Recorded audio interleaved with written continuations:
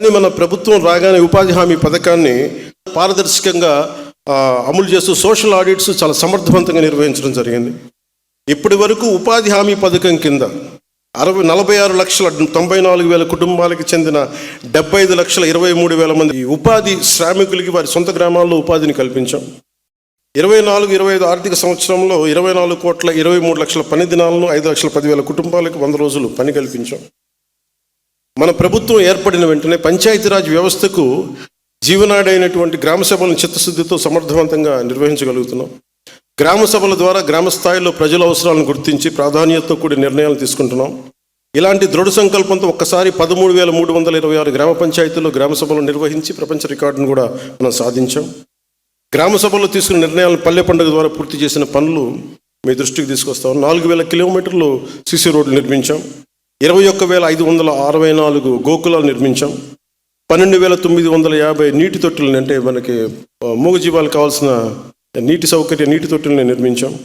20,286 form పౌండ్స్ని మనం పూర్తి చేశాం. ఖర్చు చేసిన మొత్తం దాదాపు 10,669 కోట్లు. ఇదంతా ఒక సంవత్సరంలో, ఇంకా అవలా కరెక్ట్గా చెప్పండి 9 నెలలు.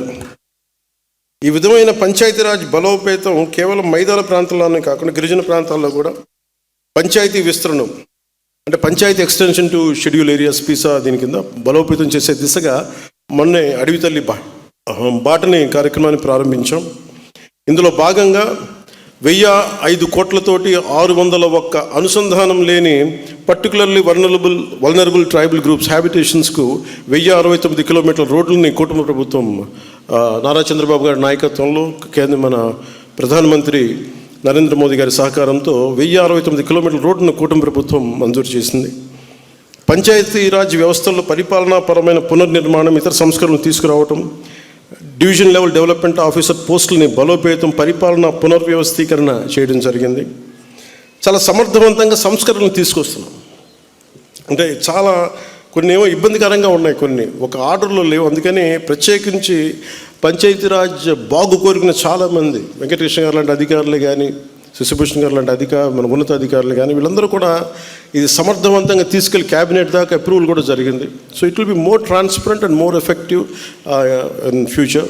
Panchayati Raj is going to be the most effective department in the Andhra Pradesh state.